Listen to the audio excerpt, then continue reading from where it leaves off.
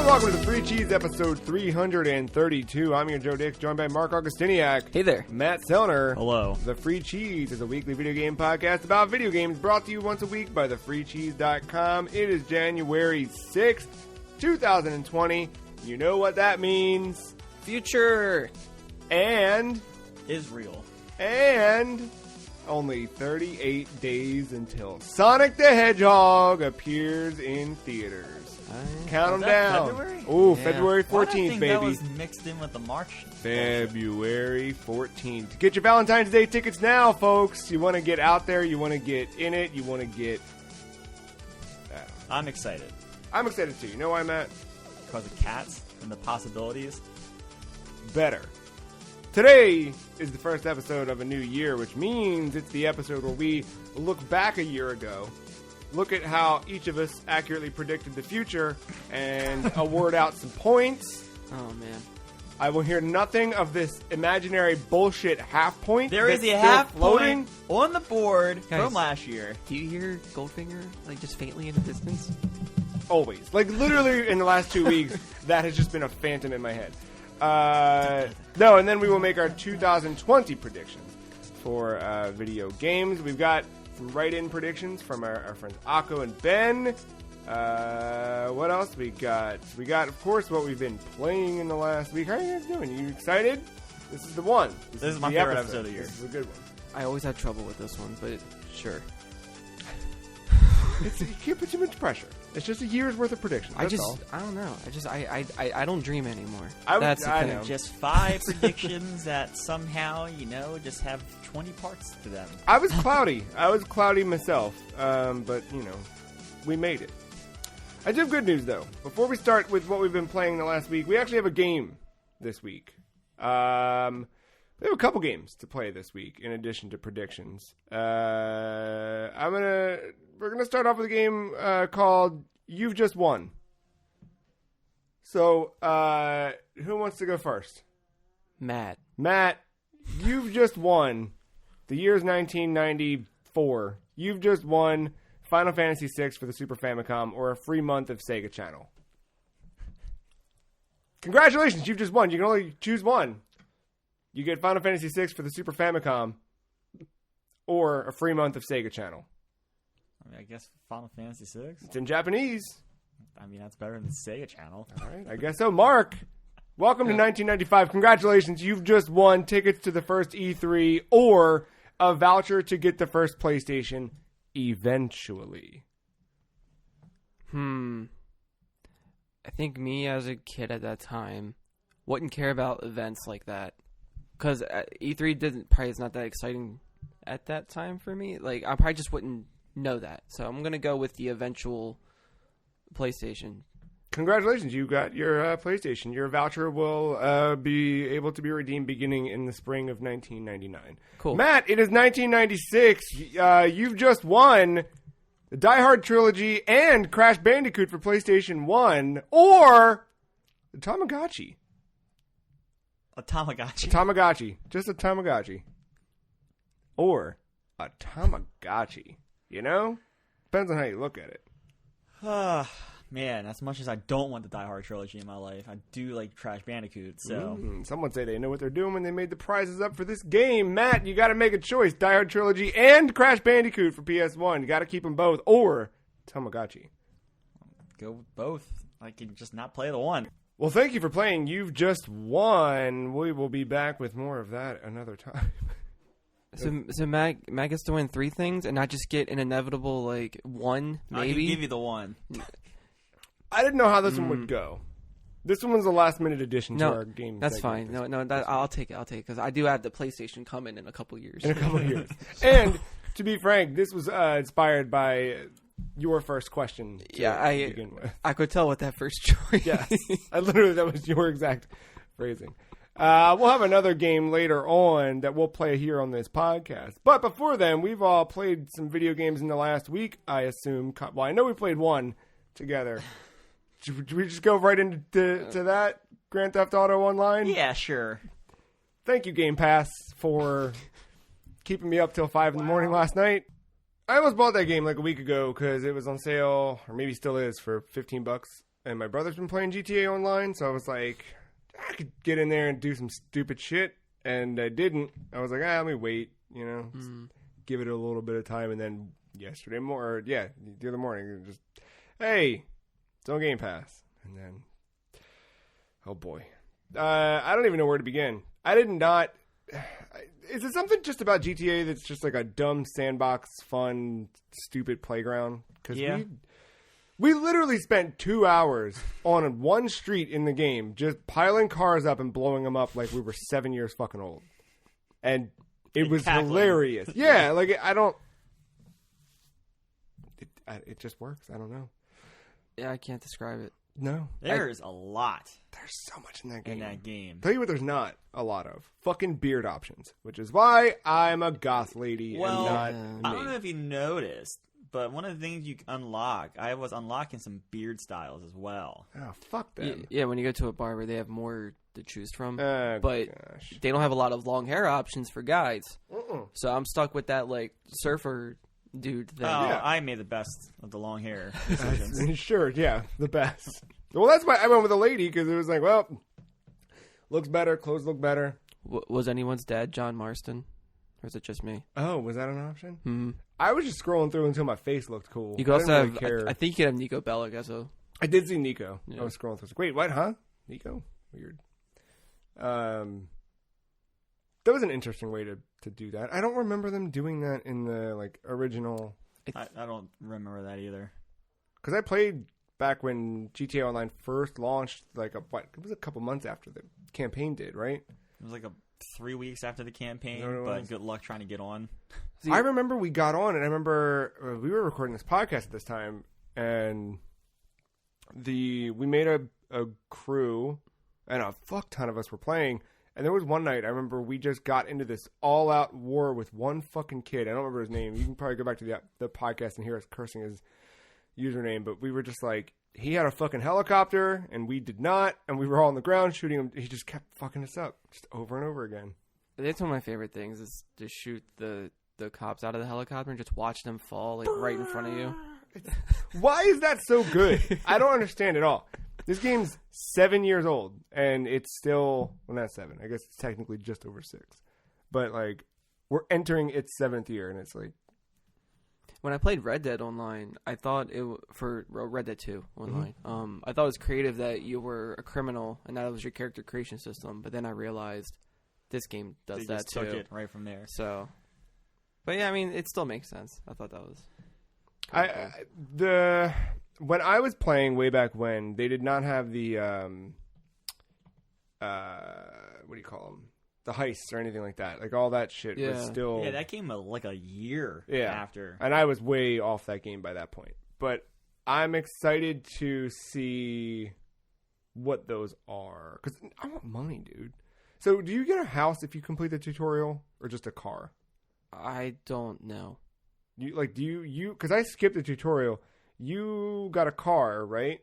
I did actually mission that made me go to a shop, but you have to take any car into it, and that's just... I mean, there's a race, and they make you pick a car there, but I kind of wasn't paying attention to the tutorial, because I didn't know it was auto-deciding shit for me. Okay. So that's the reason why I did it. And it was like, oh, you're going to do this race. I'm like, oh, okay. Quick, you have 15 seconds to pick a car. I'm like, oh, okay. And you got that cool Ford Flex.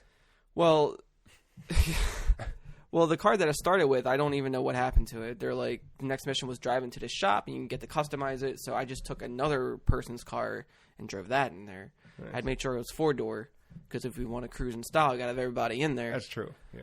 So, as we learned, you can't stand on top of a car with a hammer and still stay in motion. It doesn't work that way. Unless you're doing donuts. And a half pipe. In a half pipe.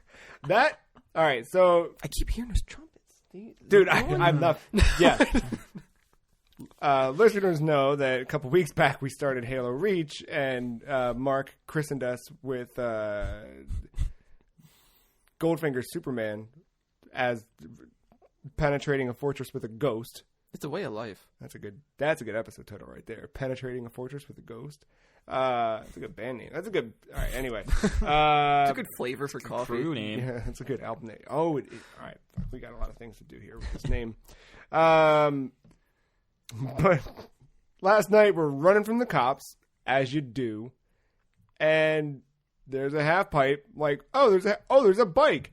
You can totally ride the bike, and you can totally.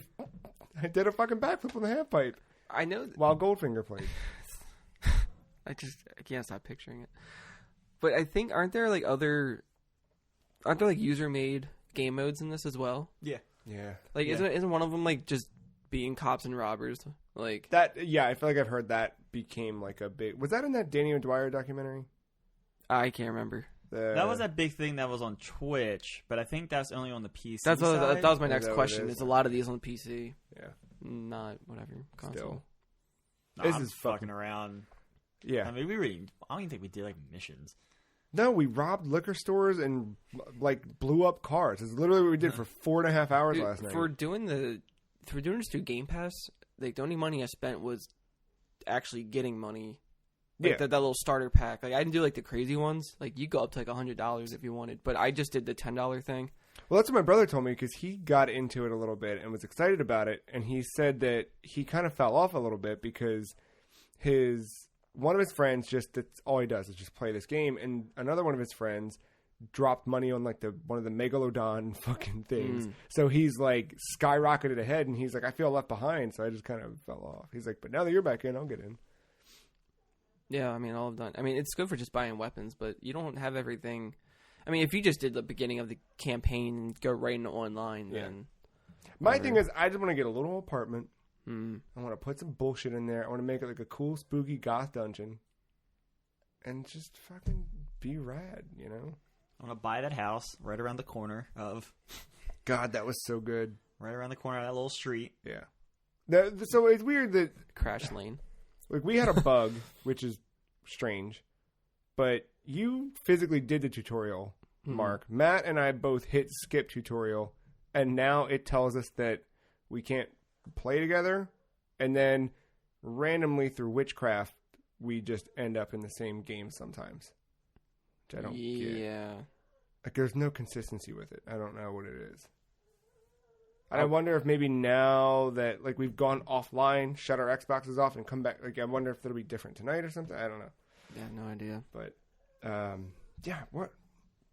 It's funny, like, the further away from GTA 5 that I got throughout this last generation, the more I was like, boy, we really hyped that game up, huh? And now, falling back into it, I'm like, nah, it was for the right reasons. It was a pretty good fucking game. I remember really, even just playing the story mode, I remember. No, I remember the story mode being game. great, but I remember, like, the further away we got from it, like, literally a year ago when I was thinking about, like, how much I did not like Red Dead 2, and I was like, yeah, I guess, what was really GTA 5 anyway? Who cares? Why do we care about this so much? Now, like, just stepping back into this, I'm like, oh, no, that story was really good and fun. It's that atmosphere that they have. Yeah. And I think, for me, a lot of it comes from, honestly, just from the radio stations. Made up commercials and just that they do so much in little details that you have to go look for it. Like, even if you're just watching TV, there's all the made up shows and commercials that they have. Oh yeah, the radio stations, there's a whole lot of detail in there that's just. And like Red Dead has that too, but not. I feel like it's not to that extent, just because given the time period. Yeah. You know, but seeing Red Dead 2 and how good that looks, like it's weird that like GTA Online kind of was Rockstar's way of not making GTA 6. Also because of Red Dead 2? I think GTA 6 is a coming at some point. point. No, yeah, it's inevitable. I'm just surprised it didn't come out sooner, but now I can see why it wouldn't. Yeah. And it's funny that like GTA 5 lasted technically like 2 generations. I think what GTA Online allows Rockstar to do is revisit one of their older franchises, like a Bully or something like that. Yeah. While they can continue to milk the GTA cow, because I mean the cow's still getting milked, Well, and I think this just probably boosts. I mean, it got all three of us. I'm sure other people. 1,000%. You spent what, $10? Yeah. As soon as you spent $10 too, I was like, oh well, $10 isn't so bad. You know what I mean? And I got $25 gift card for Christmas. It's just sitting over there that I was going to use to buy the game anyway a week ago. Oh wow. And now I'm like, oh, I could just spend the 25 on some shit and but then I'm like, nah, I'll save it. But I don't know. I'm making all my money out of the casino. Yeah, I'm riding high or dying. Yeah, gambling. live the dream. But that like what my meth head does, you know. I think you're right though. Like Game Pass is a huge get, but it did just hit PlayStation Now like a month ago, and PlayStation Now dropped to $10 a month. Like, there's precedent for this game to have a second swing. I mean, the fucking Witcher just is busting numbers left and right because of that Netflix series. Like, yeah, I'm just saying that it's impressive. You know, good for them because they don't have to like stress over constantly doing sequels every other year or something. I'm literally like, before you got here and we fired it up for 5 minutes, I was like fucking mad that I had to turn it off. Like, I was mad that I had to go to bed, but I knew that if I didn't sleep for a little while. Yeah, I'm going over someone's house and I had to watch football, and it's like, nah, just bail. Just bail. No, just tell them nah. Just say, I'm sorry, I'm sick. My feet hurt. Sorry. My feet hurt? Yeah, just tell them you're sick and your feet hurt. Put it in offline mode. Nah, it's I gotta charge my shoes. I'm getting my splat dualies ready. I don't know. I even like signed off. Fucking went upstairs, laid in bed, and I was like, should I just stay up? Should I just go back down and play? And I was like, no, I gotta fall asleep. And I slept for 4 hours, got up, and I'm like, I was ready to jump right back into it. I was like, oh wait, I gotta get ready for the podcast. I gotta clean a little bit. Responsibilities. Yeah, fucking bullshit. It's all right. After this, I'm gonna go get some tacos. Come back, make money. Oh, real tacos. Yeah, real tacos. Oh, okay. Yeah. Yeah, you couldn't get into the burger loop. What was that place? Oh, yeah, what the fuck? I forgot about that in GTA 5 that I didn't like. You can't go into the food places of this. Because in 4, we would just go... Even San Andreas you could. Yeah. Cluck and Bell. No, 4 we'd go to... And I saw billboards in this game. We'd go to Cluck and Bell. I saw a physical Cluck and Bell in this, but you couldn't go into any of them. But in 4, I remember going to the one that was like right in Times Square, and you could like... you could barricade the wall and just hold everybody up, and it was just a dumb little nightmare. I guess I didn't want shit like that happening, but none of us recorded it. At least I did not. I don't know if anyone else got it. That was popping off on that fucking record button. We got into your car, Marc's car, and we decided to hit a ramp. And oh my god, music right on cue of "Carry My Wayward Son." I didn't record it. I should have. No, wait, I did record that, I think, but part 2. The camera cut it was so in sync. I don't think that game keeps the music in recordings. Oh. I might be wrong about that. But yeah, no, we hit this ramp, and it's like the perfect timing of carry my... Everything was quiet, the car was like in slow motion in the air. It was like that Creed moment all over again. And then just Joe... ascending to like a sun. As it should be. Oh, man. Well, I think we're going to have a lot more fun with that. I'm really excited about it.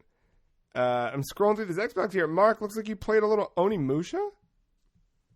Yeah. Not to fucking shift gears hard on you real quick. That's where we're going.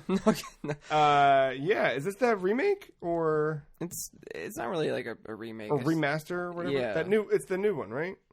I mean, it's of the very first one. But this is that one they put out like a year ago, right? Yeah. Okay. That's what. Sorry.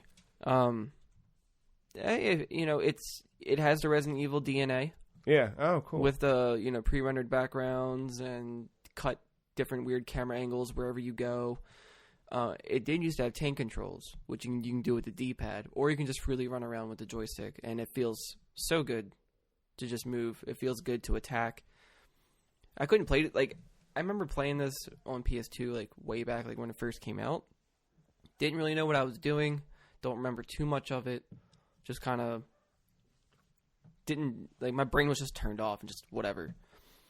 Now I'm, like, kind of going to it with a more focused mind. And it is simple. It does have, again, a lot of that DNA just in there. Like, you have herbs. They don't even try to hide it. Yeah. It's just... Green herb, red herb? Only found green so far. Okay. But you can do a thing where you get this gauntlet and you can absorb souls with it. And there's different color souls and they each do different things. Red is like a currency where you can upgrade your weapons and items like herbs for some reason. Kind of like Devil May Cry? A little bit. Okay. But you have to like physically hold in the button to absorb them or else they're gone. Yellow ones are your health, like you can just vitality, and I think I forget what blue. I think blue is your magic. Because, like, first you have a basic katana, but later the first thing you unlock is you get this, I don't know if your orb goes in effect with the weapons you find, but, like, you get this different katana, and it looks really badass and, like, demonic, and it has lightning powers.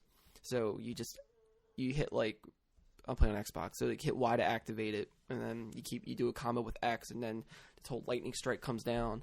That uses magic, and the blue will just fill that back up. You can do counter attacks. Mm-hmm. If you time it just right, with like you don't have to block to do it. You just have to attack right before they do, and you see like this big line come on the screen that counts as like a critical hit, and it's like a one-hit kill, and you get way more souls than you would from a normal kill. You can hit them while they're down. You can like impale them, and that can finish them off quicker too. And this is like samurai ninja. Yeah. I guess you're basically a samurai, or like one. I'm not sure his exact story because in the beginning you're in this war, you're fighting off people, and Nobunaga is like the main villain, mm-hmm. and he's been a villain in a bunch of games around that time or period, in other games. But like he was laughing because he was winning, and then Nobunaga gets shot in the throat by an arrow, and then all of a sudden he just comes back as this like demon lord thing, and this princess, it's a very basic story. Like this Princess Yuki gets taken, you have to go save her, and that's pretty much where I'm at currently. I'm not too far into it. I just think I did my first boss fight, but yeah, it's pretty solid. What was is it the same reason I was interested in this, in that I want Capcom to keep making good shit, and the fact that they put this out seemed like a test bed? I'm in a big like samurai mood at the moment. What kicked that in? A while back I had ordered this big graphic novel from Stan Sakai of a saga in the Usagi Yojimbo series. Mm-hmm. His most popular one is called Grass Cutter, and there was two like there's a main story and then there's like a sequel to it, and it's all combined in this one book. And apparently it's one of his best like well-known stories. It was even taught at colleges. Like it was in textbooks. Mm-hmm. I guess for folklore and Japanese culture and all that. So like, cool. There's a lot of that mythological, historical, like accurate stuff in there. How old is that collection? That book just came out this year. Okay. I mean, that original story? The original story, I don't know the year exactly at the moment, but in that book, he has all these little notes that are filled in between to give you details on everything and how it was all made. But yeah, because I don't know, I've always respected that from afar, and being a Ninja Turtle fan, you know, they are, Stan Sakai and Eastman Laird all were kind of teamed up to, not really teamed up, but they all worked together around the same time, so they've been good friends, so because of Turtles, I went into Yojimbo. Yeah, and that ended up in the Turtles universe, right? They crossed over from time to time, yeah. In different iterations. And then that led me to like wanting to watch what inspired him to make that. And, you know, a lot of those old like Kurosawa samurai films, I wanted to watch those, so I subscribed to the Criterion channel because they're all on there. Nice. And then that led me into getting Onimusha, so here we are. I like that. That's a good journey. Yeah, I kind of do that with everything. I research, and then I just kind of grab things as they, I guess, come out at me. I don't know how to... You're not going to try on a hat. You're going to fucking live inside of all of it. You're going to buy the whole wardrobe. Yeah. I'm just trying the whole outfit. Yeah. I get it. Anything else you've been playing last week? So... Did I talk about Shadows of the Damned last time? Yeah, a bunch. So I finished it. Yeah. That's a game. It's sounded like one. Is it good? Like all of the stuff surrounding it, like with how Suda seemed to feel about working with EA, made me feel like that game did not end up like it should have or could have, and therefore was not great. But maybe that's just me. The direction of it, I don't know. Like it is a very shallow game. There's not much to it. Like don't expect to get emotionally invested even when they want you to. Yeah. He kind of tries to trick you with like thinking you beat it but you didn't. It's like, oh, you got me. And it's like, no. Just kind of saw that coming. Yeah. I don't know. It's just it's very cheesy, it's very campy, but that can be fun. Did they roll credits on each wave? Yes. Oh. Ooh. Hideo, Look not out, the first Hideo. to do it. No. Fuck no. Overall, you're happy with it? I think it was cool to play through. It is kind of repetitive. It's not kind of. It is It is very repetitive, but not in a way that it's painstaking. Okay. It's you just kind of like, I don't know, just kind of go through it. Did it? It's fine. Did it give more context to what you played through in Travis Strikes Again? It did. Cool. For that section of the game, it did give a little more insight into that. I don't think I'll ever go back and revisit this game. Yeah. Probably won't play it ever again. But it was cool just to get through. I still want to play other Suda games. They're still on my list. Yeah. I think Killer It's Dead might be next. I'm not too sure yet. But yeah, I mean, that was fine. I'm glad I beat it. Whatever, got out of the way. Yeah, I don't know what else to say about that one. Yeah. That's fine. It's fine. Just, yeah. And then right after that, I just went into Untitled Goose Game. Oh, yeah. Just jumped through that. Since that game first showed up, that was a fucking trademark. Yeah, and then I noticed how huge it got, and then it just like, you know what, you're not on my list right now. I'm gonna, whatever. I'll let everybody else have it and come back to it. No, yeah, it's enjoyable. It's fun. It's very relaxing and funny. Like, you just don't, at least I don't play games like that very often. No, yeah. So it's a nice change of pace. I started to do things that were like not on the list, but they were secret. They were on the secret list, yeah. And I just did them with like. I feel like I should. Did be they give doing you this. credit for it? Yeah, nice. That's cool. That's nice. That's cool. Like the soccer ball. Mm-hmm. I took that all the way around to the one house that had the goal in the yard. Oh yeah. So you have to kick that through like 2 sections, and then I made it in there. I was like, yes, I knew this was worth it. And then I see a package. I'm like, I don't know where this package goes. I like when games pay off in that way. Yeah, that last one took a little bit. The restaurant or the cafe area, because like you have to like wait to get carried in there just to be in the box. I did some Metal Gear Solid stuff to get that guy to move. Oh, interesting. Yeah, like getting out was fine, but like getting in was tough. That was the only thing I could do was just go behind a car, honk, honk, honk, comes out to investigate. I run in and then get underneath the tables. Yeah, Did you? Well, I guess you would have had to. My favorite was getting up on that little like a pedestal or whatever, and performing for the 2 people eating. They're like, oh, like honk, and like they're trying to like tell you to speak, and you honk, and you're like, ooh, and then they're like, ooh, and then you flap your wings, and then they're like, ooh, and then like they give you, I think the table decoration, the table flower, and you start running around with it in your mouth, and then the waitress comes and like tries to beat it out of you. Fucking dumb. It just, I don't know, just grabbing shit, like just like fighting the people. It's like what would you do? Like how would a goose react? And that's what I kept doing. Yeah. So I honked at everyone I was chasing. He honked. Fuck you. Untie your shoes. I'll just keep show pecking my at you. strength by flopping my wings. It's a dedicated honk button. Is there more than one honk, or is it just the? So there's dynamic honking. Okay. Does that make sense? Yeah. So like you can find a glass bottle. And if you like pick it up, you put your whole beak inside of it, and then it sounds muffled as if it's in a glass. If you go over a well, you'll hear the echo. Okay. Stuff like if you're holding a harmonica, harmonica will honk with it. That's pretty good. Nice. Yeah. Matt, what did you get into in the last week?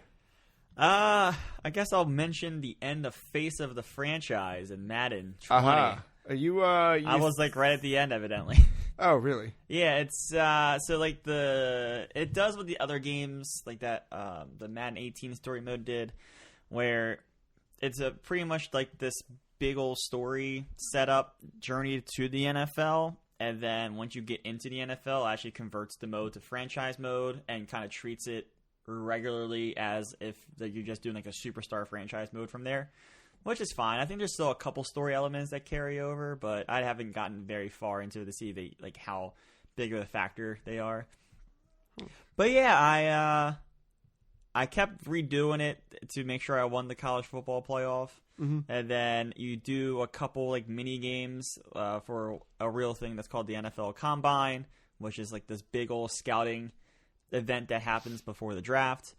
You then have a story going into the draft.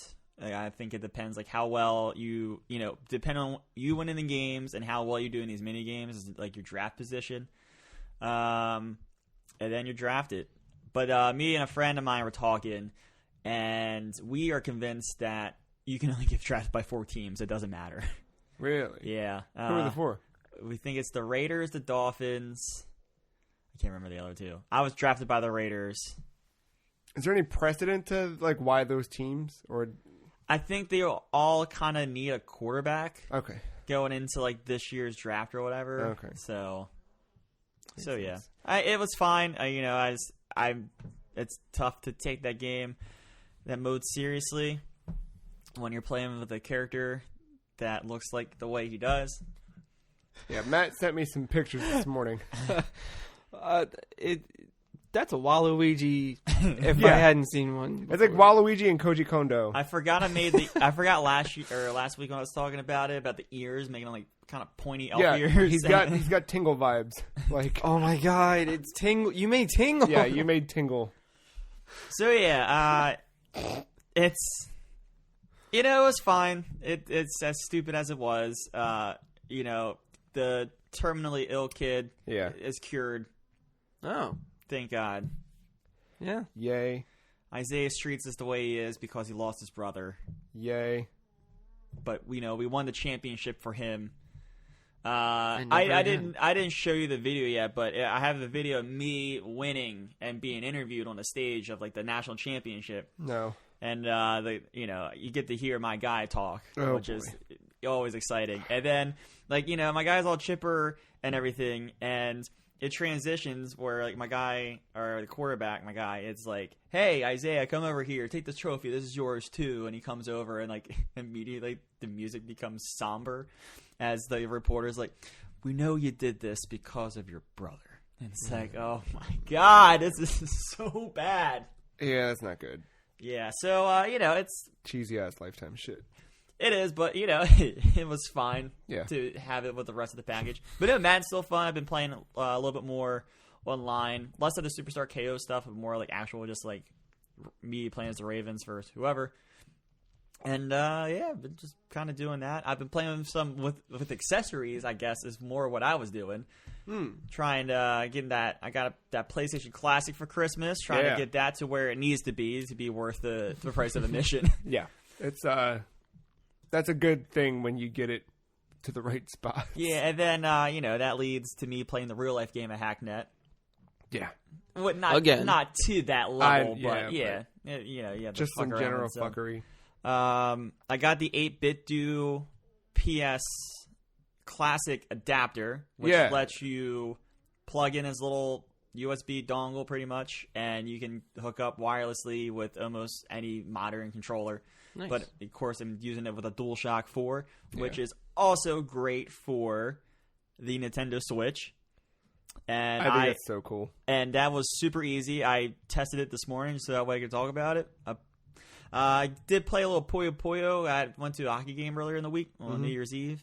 I was playing some Puyo Puyo. So I was like, I'll launch another game of Tetris, and then a game of Tetris 99. I felt real good on the DualShock, having the good D-pad. Oh, man. And now it's like making me think of like, well, what other games? Like, I should go play tennis again with the new setup. Ooh, I should play Smash. Yeah, like I want to know what half these games feel like. So yeah, that's been exciting. Speaking of 8-bit do, I got the new little guy. The 02 finally came out. Yeah. It's funny, that box is probably as big as that fucking box I got for that dongle. It's crazy that like I can't believe how small the box, but 02 build wise feels literally the same as the 01.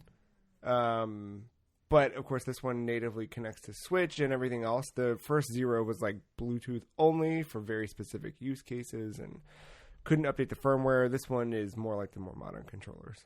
I have a question for that dongle. So you're playing PS4 games on a Switch. Does the rumble still feel the same way, or is that even a feature, or is that turned off entirely? Because you know what, because if you play Smash and you charge in, holding your charge attack, I'm wondering if you feel that. I could not tell you. I don't remember, to be completely honest. I will tell you. I will say this, like. The shipping was a little much because I ordered right from 8-bit do site. So that's crazy. They for years, because I've loved their stuff forever, never offered the ability to purchase directly from them. You could only purchase their things through their official Amazon store. When you told me that you had to spend a good chunk on shipping, I was like, from Amazon? Because you know what I mean? It was like I didn't even know like they sold on Amazon. Maybe it was exclusively Amazon for years, and then that surprised me. That was a new thing, but that's good to know because I like to just order right from them. But I would say that DualShock 4 support vibration. Sorry to cut you off, but yeah, cool. It does support vibration, Mark. Okay, so I know it does on the classic. I forgot what it did on the Switch. But yeah, HD Rumble. I ended up spending $40 for that 20 thing because of the shipping, but I still, having the analog as a feature for some of those games on PlayStation. Like I was playing Siphon Filter, and but that's well before the right analog stick being able to control the camera and left analog. Like that is just the D-pad and you running and turning. Like there's even dedicated strafing buttons on the shoulders. I think oh wow. L2 and R2 are dedicated strafing buttons. But like with the analog, I can kind of control Gabe Logan like a warthog in Halo. It's ridiculous, but it oddly works really well. Cool. Life is a highway, cool. Man. So, it's funny. I'm going through all this trouble to make the PlayStation Classic this grand thing, but I think I'm just going to start with Siphon Filter, which is right on the. No, yeah, there's good games on there. It just sucks they put a lot of the European versions on there that run weird. I know the Metal Gear Solid is the American. I want to say Siphon Filter is the American one too. It might be. Yeah, it might be. I haven't checked, but yeah. Yeah, but it was nice hearing that 989 Studios thing boot up. That was really some good stuff there. Don't forget that your Wii U Pro controller does work with that little dongle. We'll get right on that. Yeah. After he digs it out of the trash. Yeah. Speaking of Wii U Pro, I spent some time on the Wii U this week. God, I fucking love that thing, and I'm not just saying it.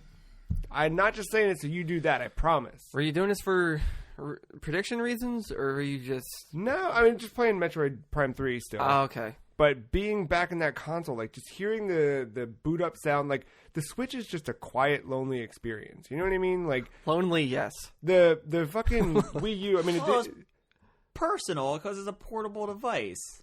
Yeah, but the Wii U had just... It greeted you with the sounds. Like, when you turned on and you heard that, like, that weird, like, little shimmering music, you felt like, oh, I'm starting my console now.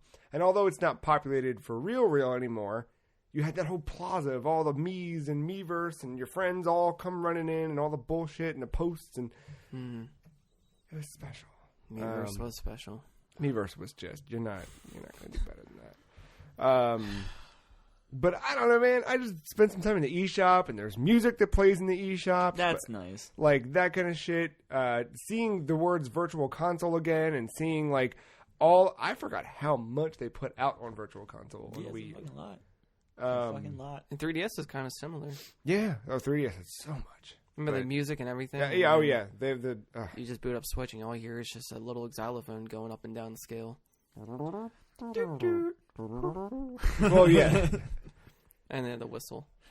I mean, hopefully, we're coming up on the 3-year anniversary of that thing. Hopefully they get some... Right? Like, 3DS didn't have folders from the start. It doesn't feel like 3. Stay tuned, boys. I know. Yeah, we got more. Stay tuned. But Metroid Prime 3... I'm a little bit further along. I've done a couple bosses. I've got some upgrades at this point. General takeaway from this game is it is another Metroid Prime game, but it feels a little bit more easy this time around, a little bit more approachable, and the combat is so simple compared to 2. Because 2, as you got further in the game, the way more complicated things got, because you had your regular beam, then you had your dark beam and your light beam, and you had to shoot the dark things with the light beam and the light thing with the dark beam, and you had to... If you were in the dark world, you had to constantly run to the light portal so you could stay alive and not take... It was just like all of that like micromanaging of resources and switching things. Like, now, do you think that was a design decision because 2 maybe was a little overcomplicated, or because of the motion controls and you have to adjust for that? Define adjust for that. You mean, I feel like... You have to give some room for error when it comes to motion controls. Well, in 2, like on core GameCube, switching between those like beam types was probably the same amount of convoluted as it was with using a Wii remote. In fact, I feel like the Wii remote, they made it kind of easy because you just hold minus and you just aim on one side of the screen. And you can kind of, like, if I need to switch beams really quickly or switch what I'm doing, like this game allows you not to control the ship, but you can kind of call the ship. So if there's like a wall that you want to blow up, you can call the ship in and aim at the wall. And there's moments where you come across like a big satellite that's jamming the frequency, so you can't call the ship. So you have to do something to kill the radar temporarily, and you have like a 20-second window before it resets itself, and you have to kind of hurry and get moving, right? And I've never had a problem like getting to that. I feel like you just kind of like pull and drag and like move your arm a little bit. Like, I think it definitely, you can feel that they heard the feedback from 2 and changed this game. Because 3 is only for Wii, right? Yes. Yeah. Which works really well, you know? And the more I'm in it, like that, all those little things, the little motions and things, they work. I had a moment the other day where I was like, oh, I remember playing this game now. And then I took another step and I was like, I don't remember playing this game at fucking all. So I have no idea. I have to say, whenever, I mean, for as weird as some of their peripherals and controllers have been, the first party stuff's always catered to it, and it makes those experiences feel like above. Yeah, something special. Yeah, that's why like Mario Maker 1 was so good. That's why Wii Sports is obviously like the one, right? But just holding that Wii remote again, like there's just something about going back to the GameCube and that weird fucking design. But I feel like every first party game like used it well. Yeah, I'm looking into. I'm not there yet because I'm not ready to fuck with it. I'm also kind of afraid to fuck with it. But there's stuff you can do that's like soft. It's not like hard, crazy overwriting things on the Wii U, but there's stuff you can do to like soft hack it. Oh, like homebrew stuff? Yeah, but it's stuff that's like non-permanent and completely whatever that apparently like unlocks GameCube support or unlocks support for like external like thumb drive support. Like you could boot GameCube games off of a thumb drive native on the Wii U without really any. Does it use the Wii part of it though? Yeah. Yeah. Okay. Yeah. It uses the Wii, the GameCube emulation through Wii, but that's not natively in Wii U. Is there a port for an SD card? Mm-hmm. Because that's what I did with the old Wii. Because that's what I did Project M. Yeah, it's exactly that kind of. Yeah. It's one of those other hacks like that. That's not like a full-on hack. Yeah. So I just started fucking around reading about that. I'm in the early stages because it's just I fucking love that console. Like I don't ever want to see it go away, and I'm not gonna be sad when they shut down the eShop.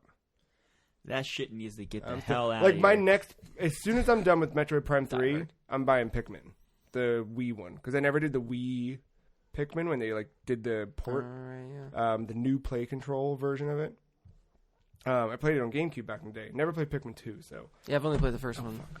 Oh shit! Don't want to drop that.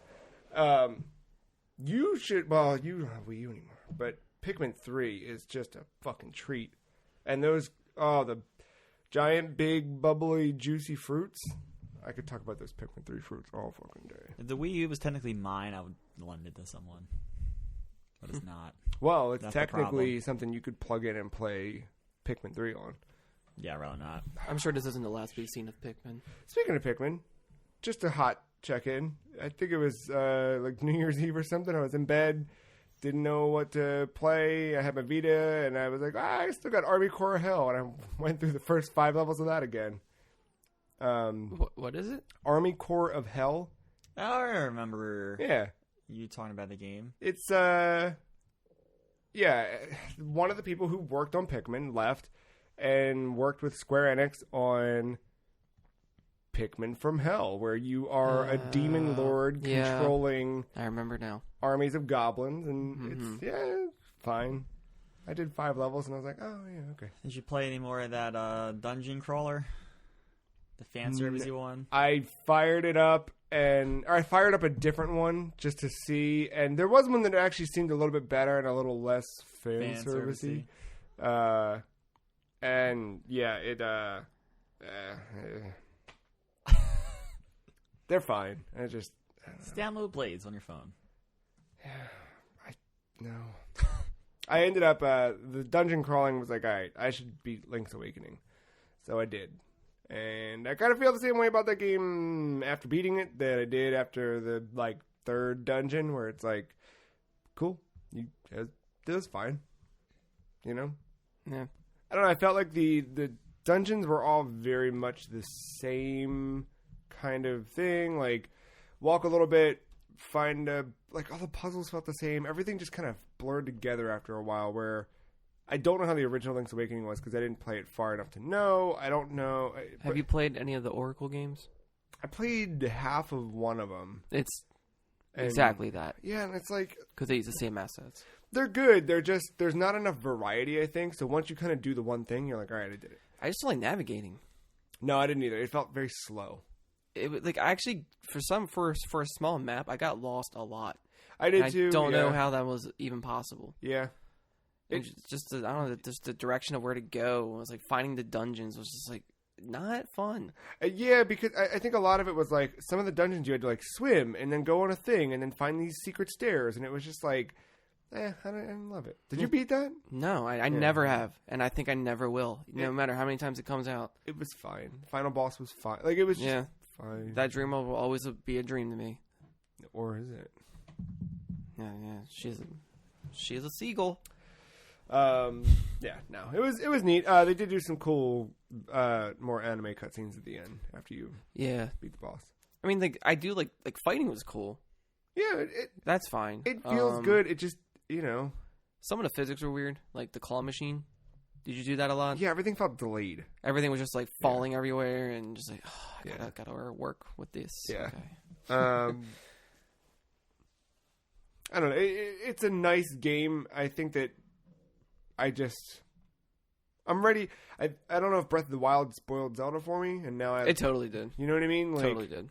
But I wonder if if I didn't want it to. I wonder if I could go back to like Ocarina. Like, how does that? You know what I mean? I think you could. I think that's structured a little differently, and that is a game where if you're comparing like the 3DS version or whatever to original, even the original, like just like those confines are so much easier to translate. Yeah. Versus a Game Boy game to a Switch game. I don't know. I'm excited. Oh shit! Sorry, this just in. We've got. Is this it? Yep. I'm getting word here. We got a new game. Name that franchise. Oh shit! Hold on. I got a note being passed to me here. Mark, Matt. Okay. Are you ready to name that franchise? I have a feeling I'd be terrible at this. My first release was in 1994. Can you name that franchise? First release? My first release was in 1994. That's it? That's all I have to go off of? You need more? I mean, you probably can just say anything, right? I've had games... You can't look it up. I've had games... Yes? F-Zero. I've had games released in 1995, 1997, 1999, and generally every few years, including 2018.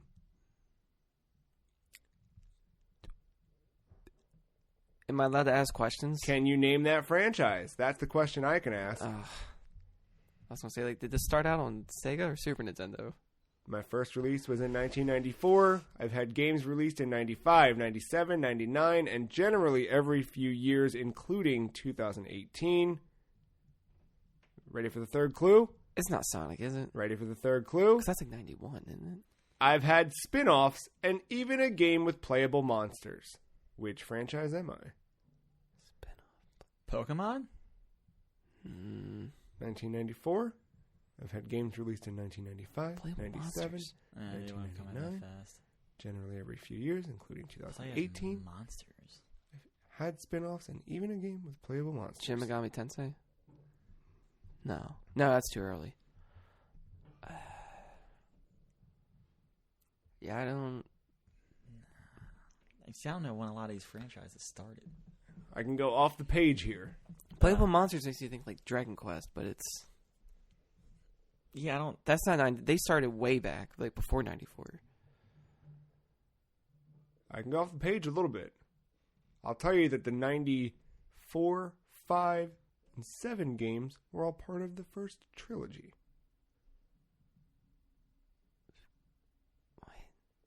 Let's think outside the box here. You got a franchise that debuted in 94. Uh-huh. Did anything else debut in 1994? I don't know. Don't know off the top of my head. Not a franchise per se. Was there anything specific that debuted in 94 that this franchise may have debuted on? I'm trying to think between a Sega console and a Nintendo console, and I just can't. What Saturn celebration did we just do? 25th in 2019 was Sega Saturn. First of a trilogy.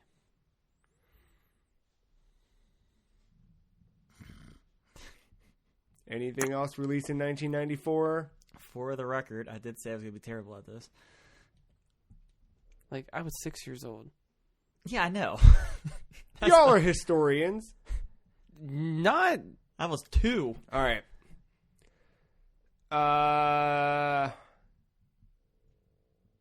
Besides the Sega Saturn, was there another platform that maybe launched and maybe killed the Sega Saturn?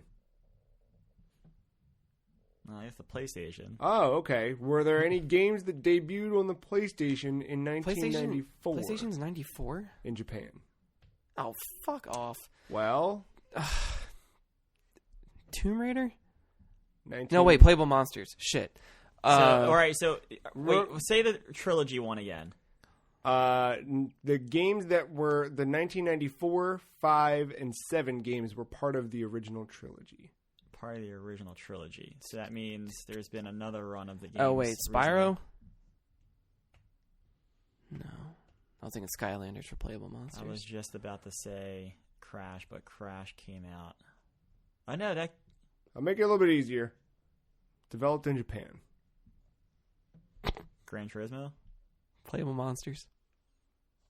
Oh, fuck. I know, I keep forgetting that fact. I'm going to read that quote again. I've had spin-offs and even a game with playable monsters. Right.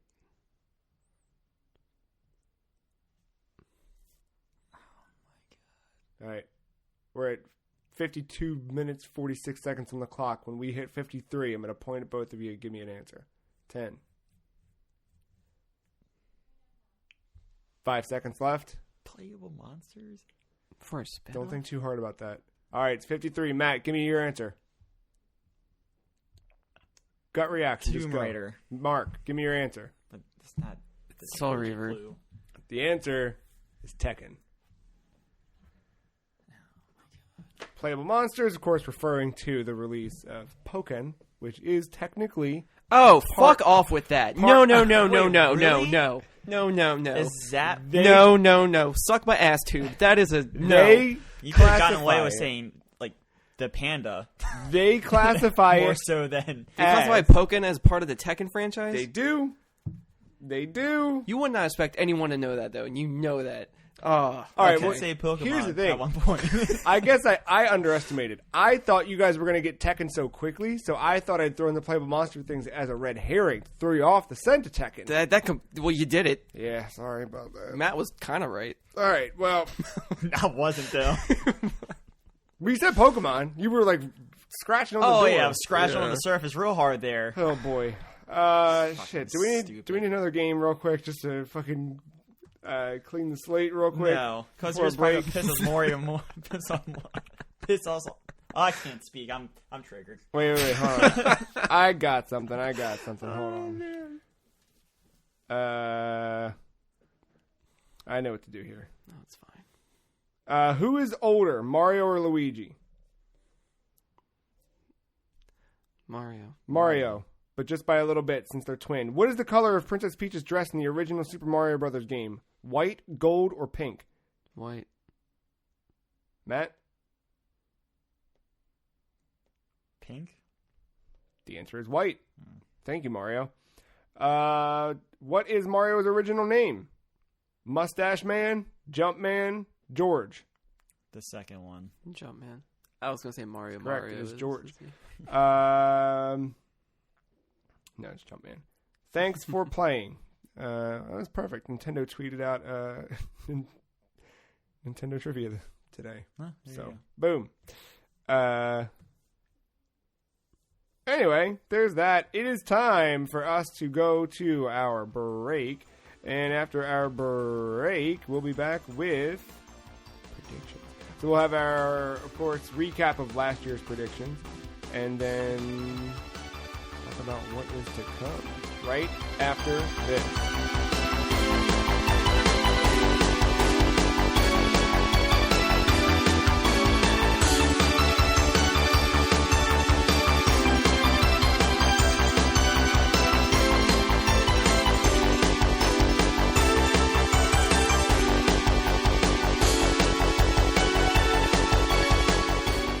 Welcome back. Welcome to the best part of the year. You guys ready? Predictions are locked in. You got. I'm not excited about this part because mine were garbage. But no, you had good ones. You had good predictions. Just you know, maybe the crystal ball was a little fuzzy. Unlike mine, where, as you'll see here in just a moment, fucking knocked it out. Just. Get that fucking bat, because I'm pitching him down the plate, and you're hitting him 5 out of 5. You ready for this? Number 1. I know that's wrong, because you said Green Lantern Corps. No, I said John Wick and Ryu in Mortal Kombat 11. Nailed it. Can you fucking imagine if that would have happened? I mean, I would have picked John Wick over Terminator. Yeah. I said Rocksteady's Green Lantern Corps. I said a new Switch that is more of a, quote, brother in the same family, like Iwata hinted at years ago. That's a point. The Switch Lite, of course. I said a Metroid Fusion sequel for Nintendo Switch developed by Mercury Steam. I didn't get the point yet, but that's coming this year. Number 5, I said Super Mario Maker 2. That's a point. Hit me with 2 hot points, Matt. Doing some crunch of the numbers here. Thank you very much, spreadsheet man. You end with a 2. Nice. All right, a 2. Right. Now, question of the episode. Do you want that point? There is no point. There we go into next. All right, we got Marc up next. Marc said, "Oh man, Dante in Soul Calibur 6 or Chun-Li will be announced for Dead or Alive 6." I don't know how neither of those happened. I can believe it. It'll happen. The Chun-Li thing, but all right, great. I'll tell you what, though. That is the one on your list of, like, you know, the Breath of the Wild stuff in Hyrule Warriors. Like, this is the one that'll happen this year. You know what I mean? Yeah. As they continue to expand on both of those fighting game rosters, I think that's it. Number 2, you said F-Zero continues to be ignored. Yeah, I should have been more specific with it, maybe. But I'm giving you the point. Yeah, really? Yeah, because they showed the clip launched with the SNES like thing. Yeah. I think I might maybe in the episode when we talked about it, I think I might have said that they don't say the name. Yeah, because for some reason that part's resonating with me. Yeah, which and they never said it. I remember you saying say the name. They showed a clip of it for that Super Nintendo stuff, but nothing new. No, that's a point. Yeah, I'll give you. Yeah. All right. You said PS5 info will be leaked before Sony officially announces it. No, that was a formal. Yeah, they went to Wired and just said. I think it was to Wired. prevent a leak. What the dev kit or whatever? Before the dev kit, even before that stuff, before Sony they was said like PlayStation 5. Mark Cerny had an Yeah, interview. Mark Cerny was showing off Spider-Man running super fast. Now. This one was a stunning one because normally we make these predictions and they all come correct, you know, in like September or some shit. Yeah, this one's fast. This one happened like we posted the episode and it was done. Tofu in the Resident Evil 2 remake. That's a point. Now this one too, I feel like you should have had, but they fucked us. Animal Crossing will have a September release date with Tom Nook as the new mayor. You no longer have to answer questions to make your villager, and now you have the option to be an animal. Jury's still out on the animal part, but it seems like Tom Nook's running shit down there on the island. So he's probably not a mayor. And like, wasn't the original September? It was like December. Wasn't that what it was going to be? No, they never said. They just said 2019. Oh. And then at E3, they were like, hey, we got some bad news about that. Yeah. I don't think 0.5? 0.5. Oh. For the Tom Nook thing, right? Isn't he the mayor? Well, no, because, I mean, I'm not sure. I don't know what his title is, because it's like, hey, guys, we have this destination getaway. And so I he's wonder more like a travel agent. Yeah, I wonder if there's not a mayor in this game. Yeah, probably. I hope Who not. the hell are you paying? What's the point? What's really the point? I thought the point was to pay rent. That's true. Oh, you'll pay him. Oh, he'll get his fucking money. The point is bonds. Yeah. Plus, he's got a fucking cell phone now. He's timeshares. Timeshares is what. I'll give Mark half a point. You know why? No. Because, no. Because that's a pity point. No, put that with Tony Hawk. I don't want. Tom Nook's in charge. Tom Nook is the reason for. But I this specifically game. said new mayor. All right, fine. He ain't. Math man, what do you got over there? Are you going with a 0 on that one? Throw it in the jump. All right. Well, with the 0, I have to do some calculations, and Mark now ends with a 2 as well. Now, Mark, do you want the half point to take the lead? I'll think about it. All right. I'll wait till you go. Pending. Number 1, Matt's 5 predictions. We got number 1 here. Microsoft takes PlayStation's Monday night E3 slot, where they show off Final Fantasy VII Remake. Part 1 comes out holiday 2019. I think I've said holiday 2019 for the past 3 years. Yeah, I'm sorry, you missed out on that. It was a good get. Square Enix, someone did take that spot though. I know, Square did. You're right. Where they showed Final Fantasy VII. Wait, hold on. I can maybe negotiate a point. You can get a point, though, for number 2, Master Chief Collection coming to PC. Of course, that was announced. Started to roll out with Halo Reach in December. And we know the rest of it's on its way. Number 3, this is where the old math works out in his favor. Cyberpunk 2077 comes out this year, and Shenmue 3 does too. Half point. Shenmue 3 did, in fact, release, surprisingly, weirdly enough. But Cyberpunk did not make the cut. Number 4, Matt said Nintendo's E3 Direct is the first time we see anything else related to Metroid Prime 4. It is also announced that GTA 5 comes to Switch. No GTA 5 on Switch. However, no Metroid Prime 4 on Switch just yet. Metroid Prime 4, I believe a couple weeks after our recording of this, was announced to be delayed. Indefinitely. Not indefinitely. Indefinitely would mean like there was a date.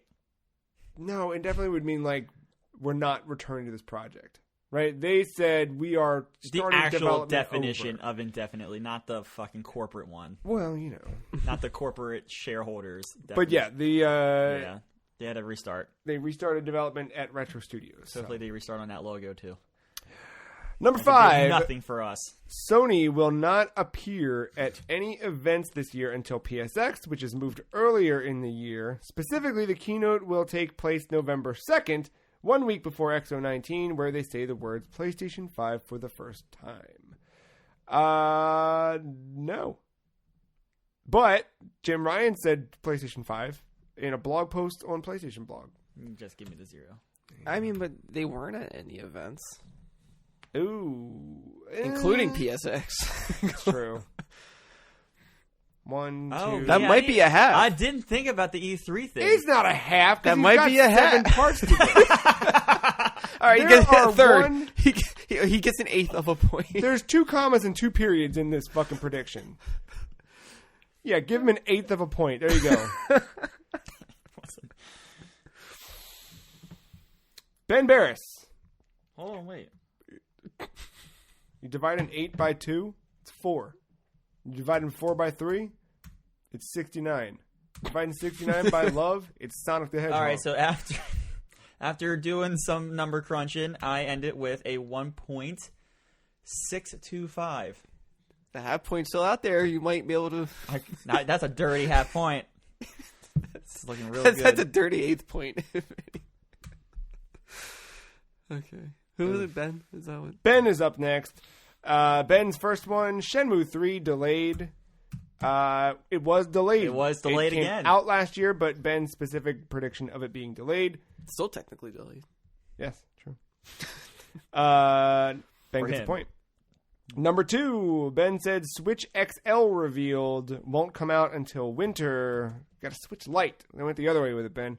Number 3, gameplay of Final Fantasy VII Remake at E3. That is a point. That's a strong point.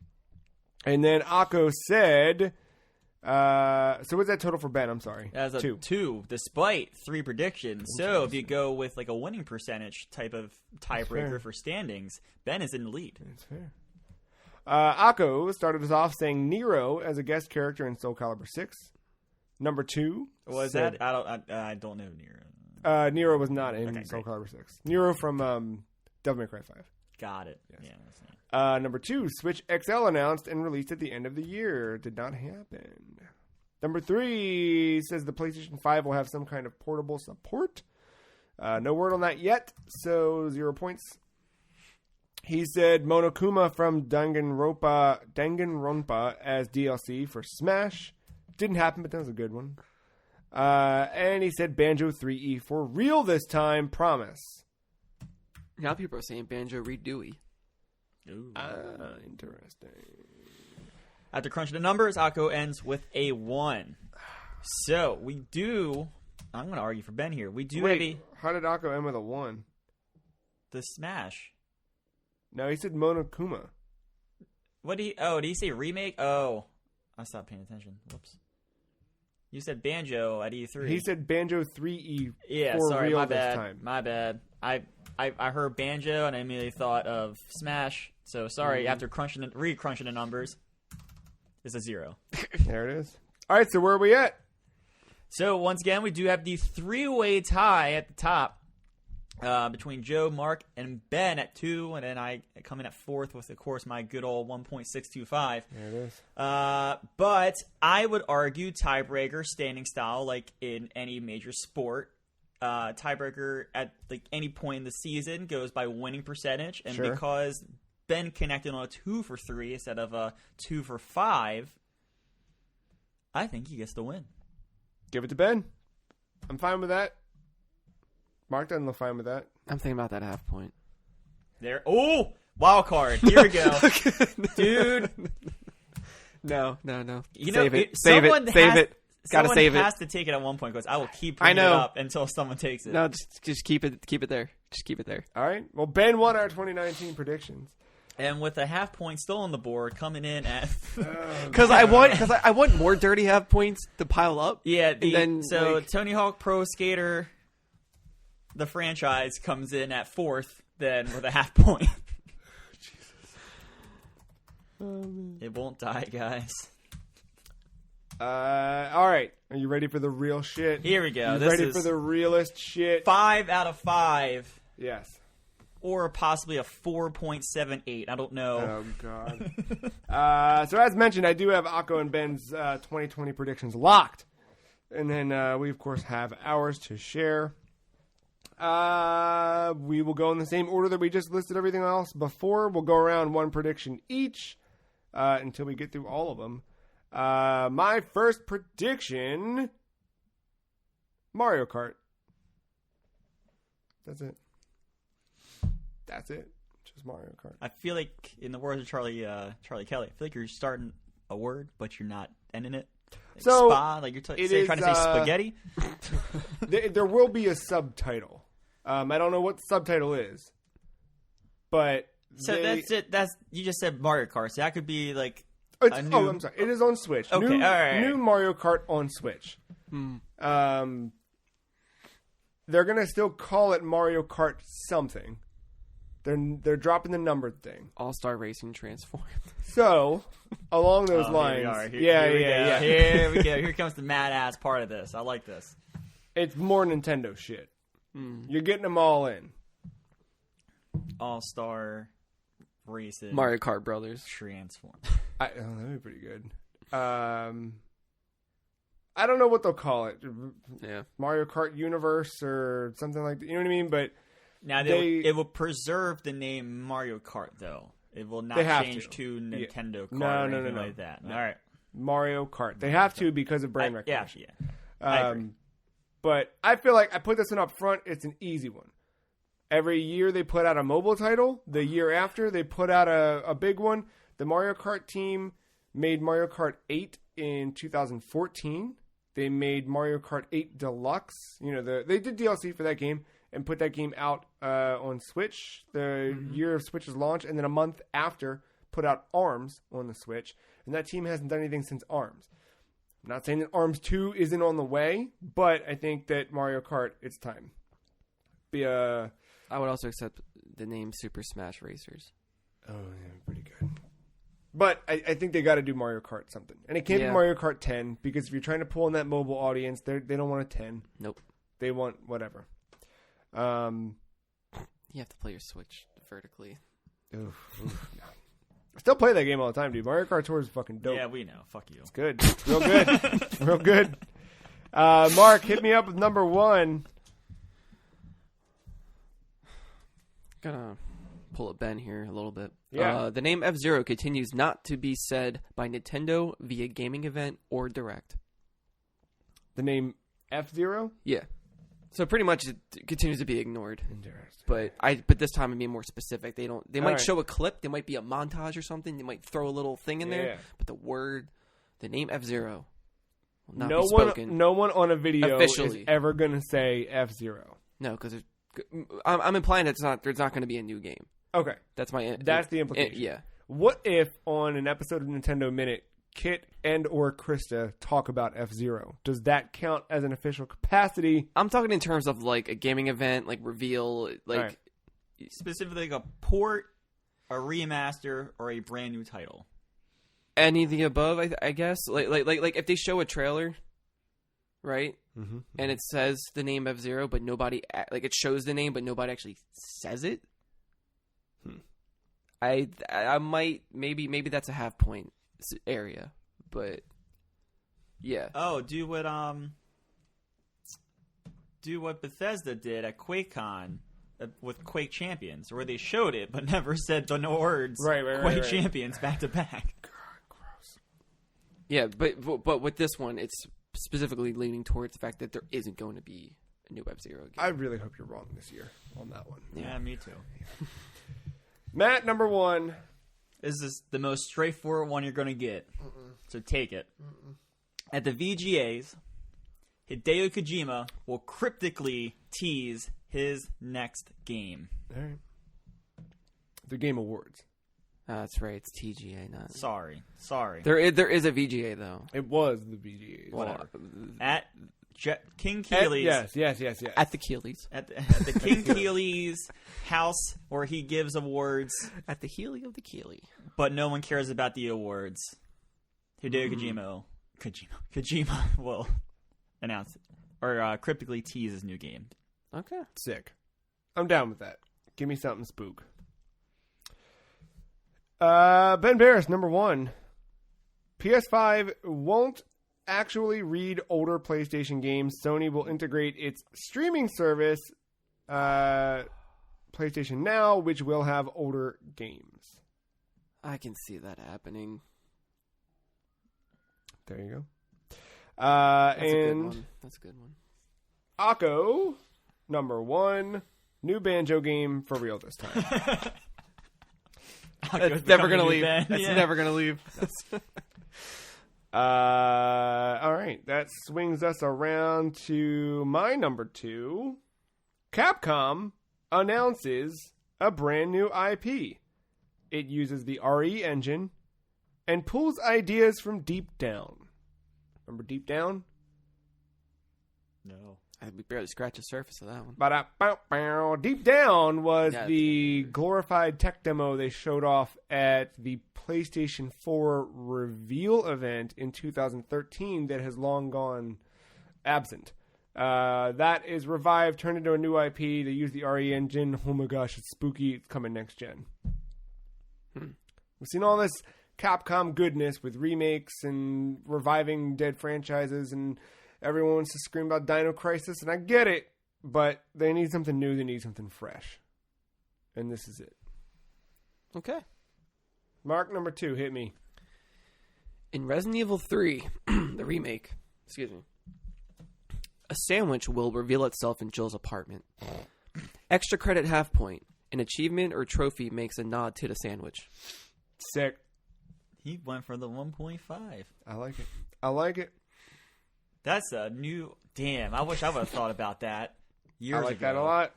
Oh my god! Wait. I mean, if you guys allow that half point being. Oh thing. Yes, I'm allowing it, and it's transforming my predictions from here on out.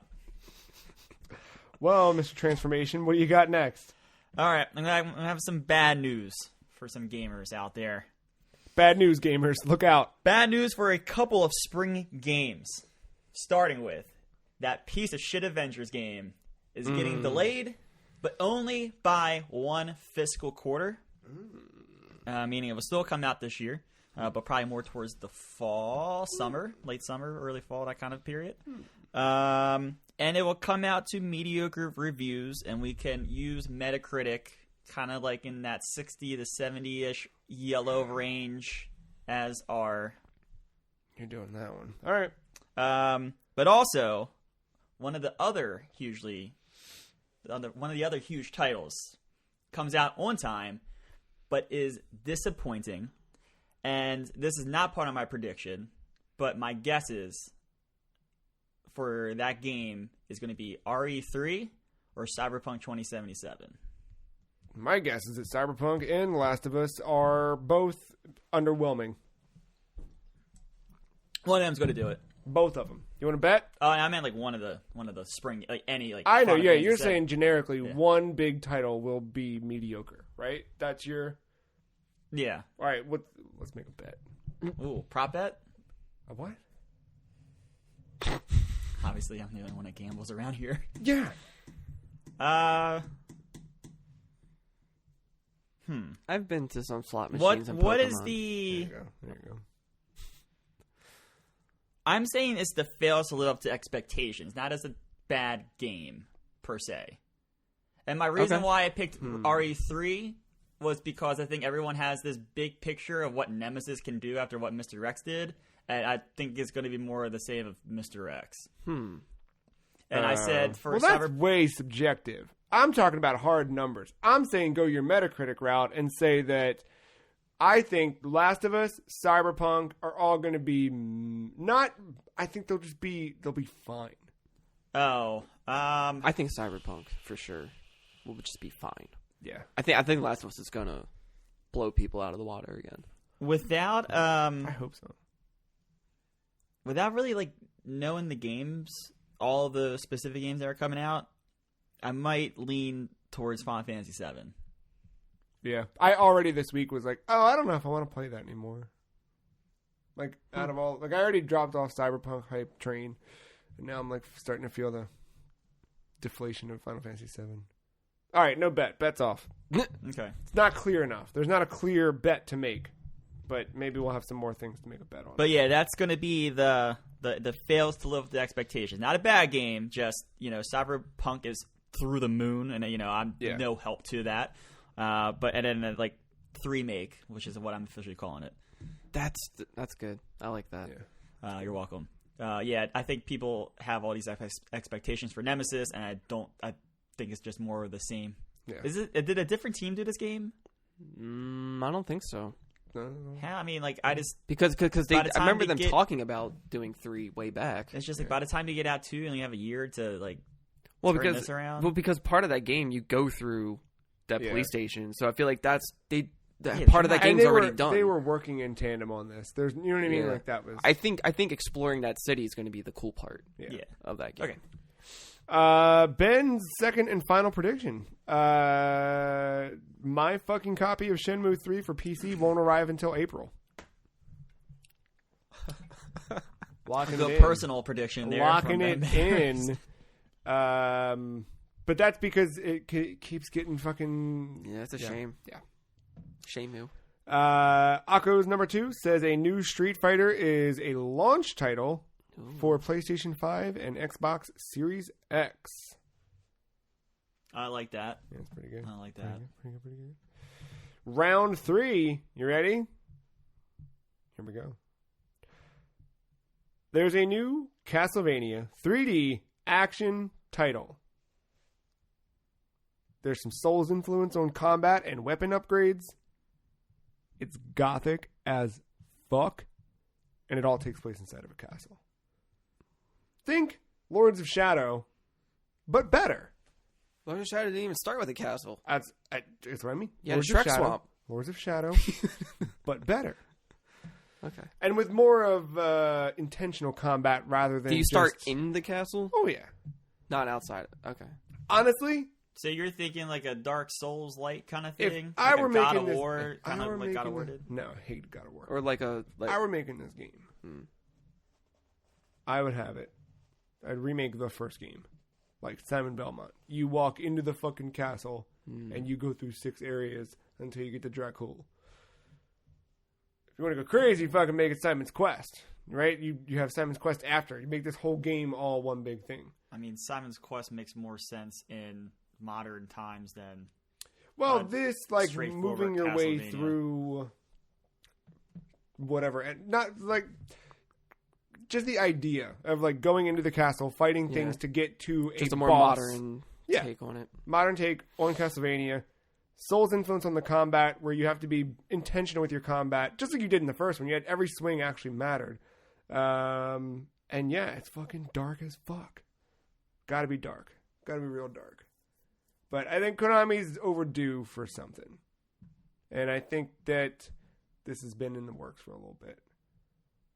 I don't think it comes out this year. It might. Who knows? Crystal Ball is a little foggy there. But we at least see this for the first time.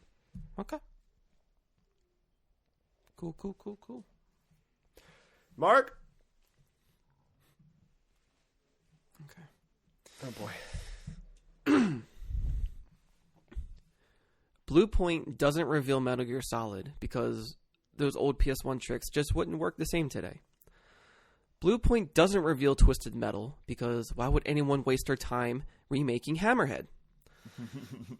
Think about it. There must be a higher love. Down in the heart or hidden in the stars above.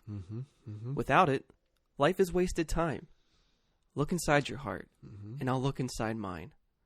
And my heart shows me that Blue Point will reveal Silent Hill. Starring Steve Winwood? Up for debate. Inspired by. All right. Extra credit. Steve Winwood. All right, what the hell's going on here? You and I are 2 for 2. Capcom, Konami. I'm digging this. Yeah, I like this a fucking lot. Well, it might keep going that way. We'll see. Yeah, no. No, well, for context with this, part of me was thinking that Steve Winwood aside, I didn't know that Blue Point did this red herring of a tweet back in October. Because they're ears to the ground. They're listening. They're listening to their fans. They're paying attention to what's going on. They're aware. They're hip to the slip. They had this whole tweet that had little hints at all these different rumors, all tied into one thing about celebrating Halloween. And they name dropped they hinted at 3 different Konami games. It was Metal Gear, it was Castlevania, and Silent Hill. They made a nod towards Twisted Metal, a nod towards Legend of Dragoon, a nod towards Demon Souls. Yeah, I'd heard Demon Souls a lot. And I was like, well, I didn't think Konami at first, because usually Blue Point's more with first party exclusive Sony games. Yeah. You know, yeah. So I didn't think that was really in there. But then maybe if there's licensing reasons or whatever, and that's why I was asking earlier. Yeah. Off air, I don't know what they could do with the first Metal Gear or first Silent Hill. But then I was like, I can't be Legend of Dragoon. I was leaning towards that. And it was like, well, they answered somebody back in August. They were like, oh, yeah, the guy loves that series. And it's like, I don't think he would say that if they're working on it. Yeah, and they keep teasing about this thing they're working on as being their biggest, most ambitious project. And so when I think big, it's either, I'm thinking Konami. It's got to be something I was thinking Twisted Metal. And Yeah. I was like, to me, that's not Metal Gear's bigger than Twisted Metal. Yeah. Silent Hill's bigger than Twisted Metal, at least to me. Yeah, I think. I think. I would agree with that. And then with this resurgence with Resident Evil 2, and then everyone mourning over PT, I feel like this is the opportune time to strike that iron. Oh, yeah, that's pretty good. So yeah, I like it. I like it a lot. Higher love, man. Higher love. Matt, number 3. Xbox has played their hand with their launch window titles. I think they got their 2 heavy hitters coming out with Senua and Halo. We don't know Sony's yet, though. Yeah, we got Godspeed, Godsend game. Godfall. Great. Yeah. That's how much we're all anticipating that one around here. I think they're waiting. This isn't part of my prediction, but I think they're waiting for Ghost that one. Tsushima. Yep, to come out before they really start like advertising the big games for PS5, just to give them their space. Mark, I agree. I don't think Blue Point's making a Twisted Metal remake because Sony's making a new one and it's their launch title for PlayStation 5. It's in that launch, I would say, window. Maybe not day and date, but window. And then they immediately followed it up with an announcement for the Horizon sequel in 2021. Yeah, my original guess was going to be Blue Point doing Twisted Metal as a launch title. And then I was like, I just didn't feel... So yeah, brand new Twisted Metal entry in the franchise. Franchise, I cannot speak today. I'm sorry. That game is ready. And then they will also say Horizon sequel. All right, I like in it. 2021. Sure enough. View Marc and my fan fiction, and you will see that the world's ready for a new Twisted Metal. I mean, we were Hammerhead included. I mean, like, extra credit, Hammerhead's included. I mean, we were doing Twisted Metal yesterday, so that's true. Very true. It's in everything. It brings us to Akko's number 3. Valve will announce a cheaper VR headset. Oh, please. Yeah, I know. Oh God, yeah, that's. I would love that. Yep. Cool. Did Ben only give 2? 3? Ben only had 2. Yeah. Oh. His ratio just got better. Swinging around to number 4. Now, I tossed around the idea of Horizon 2 as a launch title, because it'll probably be a launch title this year, and Gran Turismo and all that fun stuff. Yeah. But really, Drive Club 2? What's happening this year? Shuhei Yoshida presents Tokyo Jungle 2. God, I wish. And other long-lost sequels. Now, I'm not naming names here, but as part of the specific prediction. But I'm talking your Patapon 4. I'm talking Knack 3. I'm talking whatever Shuhei wants to do in his new role to help indie developers, right? His whole thing is now shepherding indie developers. To be fair, I don't think Shuhei ever wanted Knack. I think Marc Cerny wanted Knack. But what if you could give a small indie studio the power of the PlayStation 5 to bring to life some of these long-lost dreams? Brought to you by Dreams. Made by me and Molecule. That sounds like something I would hear at E3. I know. Stage. I like know how you just said it. Yes. Pauses and everything. Yeah, I can see that little sizzle reel, and then fucking I don't even know who's going to be. Jim Ryan? Who the fuck's going to be on stage? All you have to do is just hold your hand out, like fist out. Who the hell comes down the stage for PlayStation? That's a bigger prediction right there. I think we're doing. Nobody. Atom Boys. Iron Galaxy's Atom Boys. No. But I can easily see them saying, all right, here's all these games, all made with the Dreams engine. That would suck. But I would like that for a Dreams commercial, not for PS5 games, probably. Yeah. No, but I think you could have... Tokyo Jungle was already... I mean, it was developed in part with Studio Japan, but with an indie dev. It was his idea. God, I would love a Tokyo Jungle 2. Could you imagine Pomeranian fighting a Colossus? Oh, I'd love it, dude. But that's the thing. Like, he's going to start shepherding these indie titles. Think about how Nintendo has stolen PlayStation's lunch on this indie shit with Switch, right? Yeah. Ever since Nick Sutner left PlayStation and that whole arm fell out, there's not been the big indie push. And Jim Ryan tried to throw this whole shit out there because Jim Ryan has great things to say always. Jim Ryan said that they've not fallen back on indie support if you just look at the VR space. It's like, it's fine, but it is not the way that it was when Nick Sutner was there every week on the blogcast, championing some new thing and tweeting about all this stuff with indie games.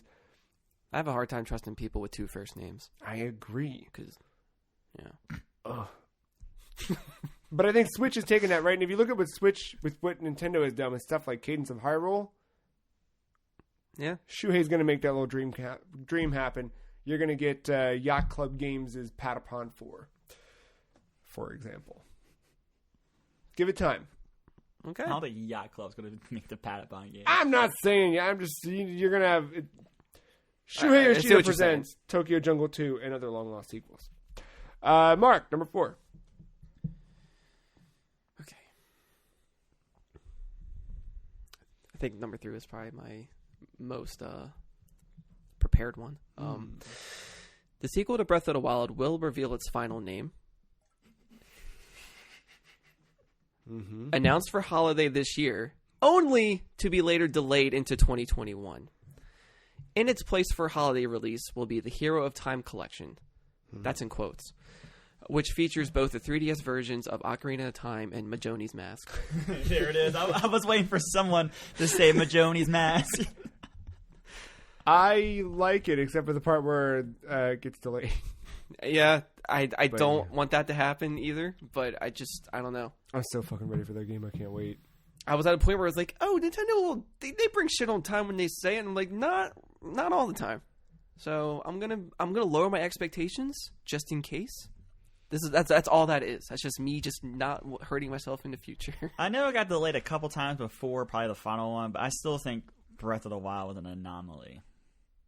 No, but like Animal Crossing, for example, got delayed. Yeah, I guess. Just like stuff like that. So I'm just. Animal Crossing was the first time this generation though that they've slipped. Maybe it won't be the last. Publicly, at least, right? Like we don't know if there's been any internal things like that. No idea. Fire Emblem also. That slipped. So I'm just being careful. I know, yeah. I'm ready for that though. Oh man. I feel like we're also with these predictions. I feel like especially this Nintendo stuff, we are days away at this point of potentially. Yep, this time. Yep, that's right. Yeah. It's that time where Joe predicts every week. No, I mean it could. Last year it didn't happen until February, but we're close. It has to be within the next 2 weeks. Is my guess. Yeah, with Tokyo Mirage Sessions coming out so soon, they probably want to get another little reminder that that's a video game for people, so they can. It's just usually in the first half of the month. Yeah. Again, last year was the weird one where it didn't happen until February, but every year since 2014, it's been like the first or second week of January. So, yeah. Matt, number 4. All right, Nintendo time over here. Get it. The Nintendo Switch has one hell of a software upgrade. Themes, more online features, a brand spanking new UI comes out right before a new Switch XL, which I still think is going to be called the Switch Advance, but not part of my prediction, is released. Also, Mark, the words, a new game in the F-Zero franchise will be said this year and will come out the same day as that new Switch. All right. So these 17 parts to this prediction. You got big old software upgrade with like pretty much like when Xbox 360 went from the blades to the new rest in peace blades. Yeah. Like a brand spanking new UI. But that's part 1, like new UI. Okay.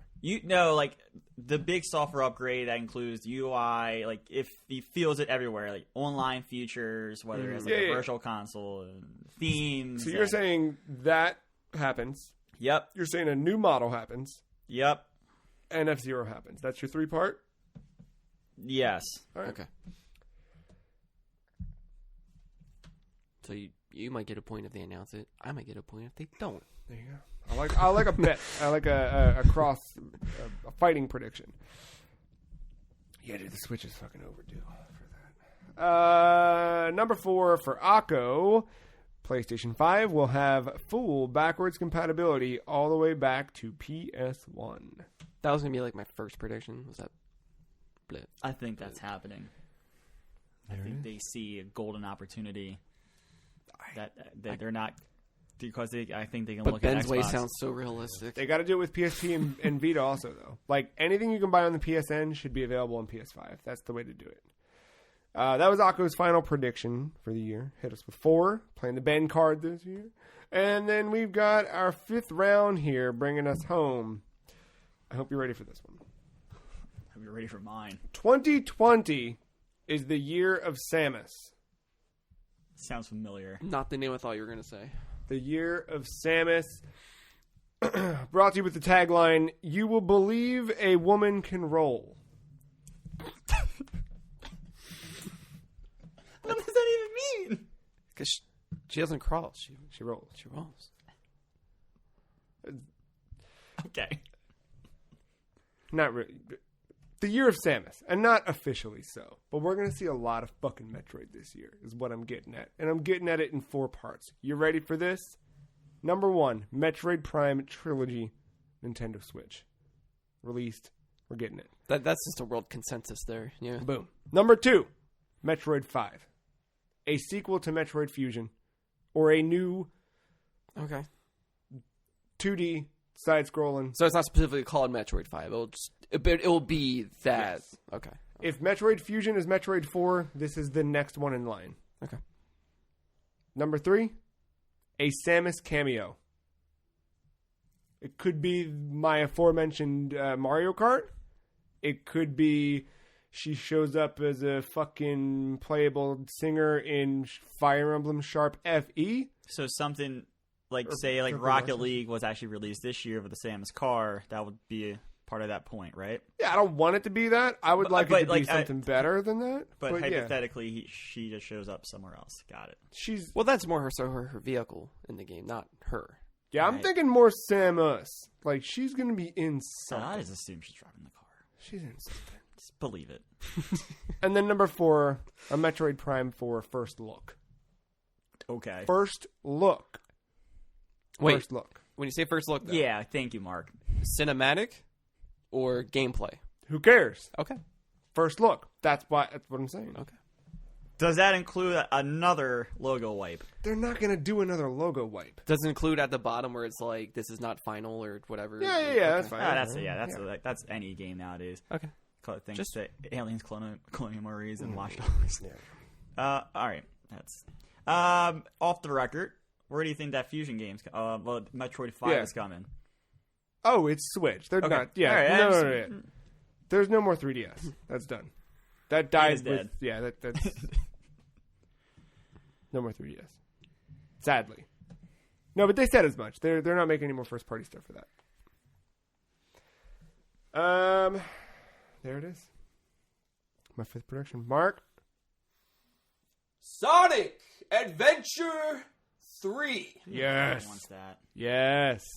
I didn't want to spike the mic. No, you did a good job. Yes. 2020 is the year of Sonic the Hedgehog. That's what I always say. It's happening. It has to. I mean, it won't be out till next year because that's the year they talked about. But they'll announce it this year. Are you saying it's out this year? Or you just? I'm just saying. Just say Sonic Adventure 3. Yeah. I'm good with that. But yes. You think they call it Adventure 3? They have to, right? Mm-hmm. Yeah. I'm down. I hope they don't. I really hope they don't do the fucking that Sonic shirt shit in Sonic Forces, like leaning into that stuff. That's what we need. No, that's dude. what the world needs. That Nintendo Switch shirt in Breath of the Wild. Man. That was less offensive, unless it's on Wii U. Even still, yeah, I think that was less offensive because it was just like you're making a mockery of this shit at this point. It's like. They're just being self-aware. It won't, extra credit point. It won't be a Sonic shirt this time. It would be the original logo or the original character design of the Sonic movie. That would be good if you could play as that and Sonic Chew. I like that a lot, Mark. Matt, number 5. It has been mentioned a lot around this table. Me probably being the front runner of it. The magical penis of one Phil Spencer. And we will get a good look at it on stage at E3 this year.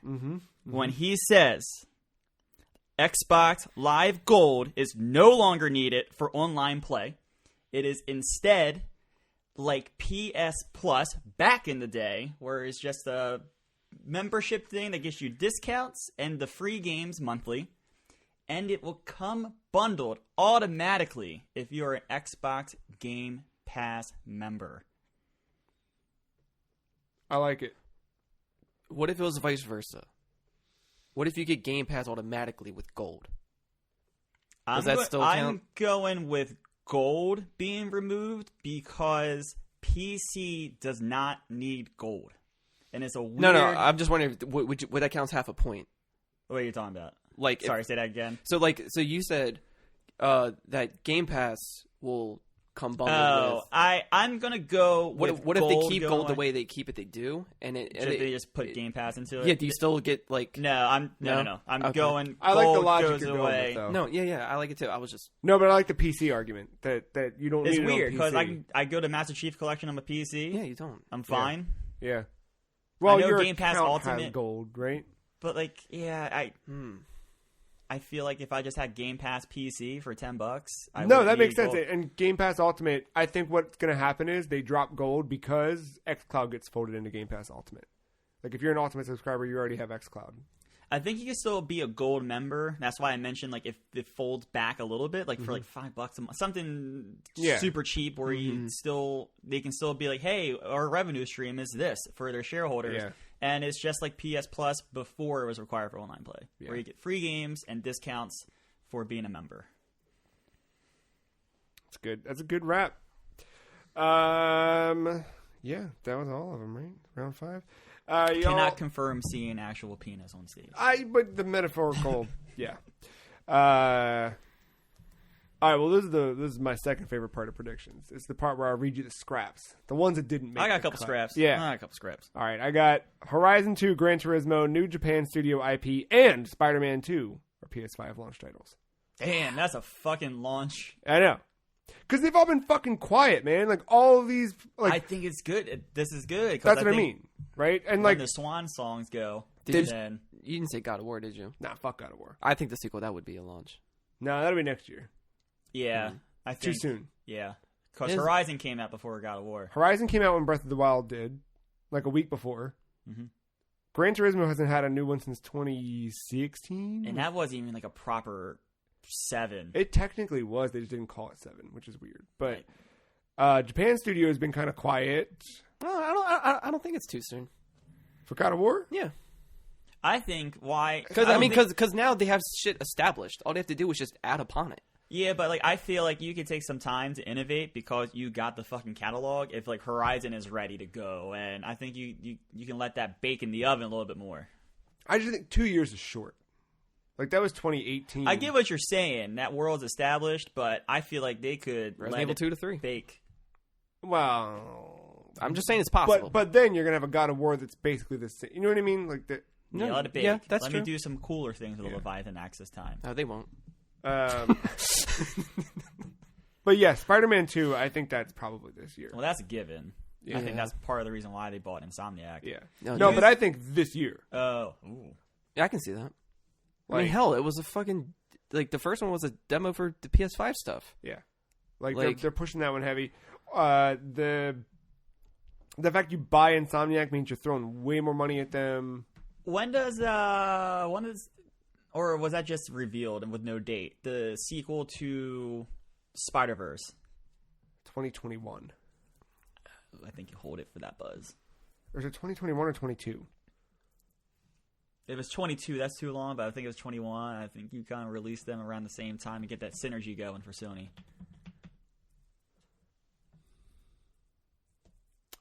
2022. Oh, never mind. That's too far out. April. Spider-Man just came out, though. I know. It just came out. But, well, then you get Sunset Overdrive 2 announced, right? I don't know. Something. No, but I'm just about to ask that question. Do you think Sony will pull that move? I don't know if it'll be announced this year, but yeah, I think that they're definitely going to make that. Yeah, because Insomniac wanted to make that, but I don't think it sold super well. So you'll probably have Spider-Man in Marvel's Avengers before seeing him in a sequel or whatever. They'll hold some people. But no, I think the Ghost of Tsushima shit. They just got that out of the way with Game Awards. They're done. They'll closer to launch. They'll do a little state of play and remind you it's coming out and do a big blowout. Probably like a launch trailer. Yeah. But I think. Either this month or next, you get your PS5 big blowout thing, and you get all the big shit. You get your Gran Turismo. You gotta have a Gran Turismo to launch the game, or some fucking race. Or you gotta try, right? Yeah, Ridge Racer. Dude, I'd be so down with a new Ridge Racer. I think Horizon 2 is a lock for this year launch. Like easy, easy. That game came out 2017. They've done a lot of work with that engine with Kojima. They've learned a lot about it. They already had ideas for what they were going to do. I think they rolled right in from A to B, and boom. What else did I say? Did I cut? All right, so I had, at one point on this list, Microsoft purchases the Dead Space IP and announces a new game. I also had Microsoft purchases Konami. I also had Microsoft purchases EA. And then I said, these are stupid predictions that I'm going to walk away from. And then the other one that got cut was PlayStation Now Plus, $14.99 for Now and Plus, and extends the Now streaming to phones and tablets. Which would have been... I think it's coming. As Game Pass starts to eat more of that, you know what I mean? Because I'm like, I tried out Now last month, and I'm canceling it. It was cool. It's neat. If I want to play Persona 5, though, I'm going to buy Persona 5. Have a great case of paintball. Right, yeah. But, you know what honestly killed it for me? I was on the couch the other night playing my Switch, and I was like...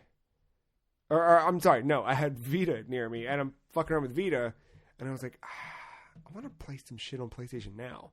They killed the PlayStation Now app that used to be native on Vita. So I was like, well, fuck it. I'll remote play into my PS4 and do it that way. Not supported. You launch PlayStation Now, you can look at the library, you can do all that shit. As soon as you go to hit a title, it says streaming is not available during remote play. Well, it's because the engineer, the person that takes the disc in and out, starts scratching his head. He's like, well, this is going to do a Vita? Yeah, I don't right. Where did I put this disc in? I don't know what a Vita is. So yeah, having that happen. Did he try to say PSP? I was like, they should put this on phones so I can just stream right to right? That's the, yeah. Did you have anything that got cut?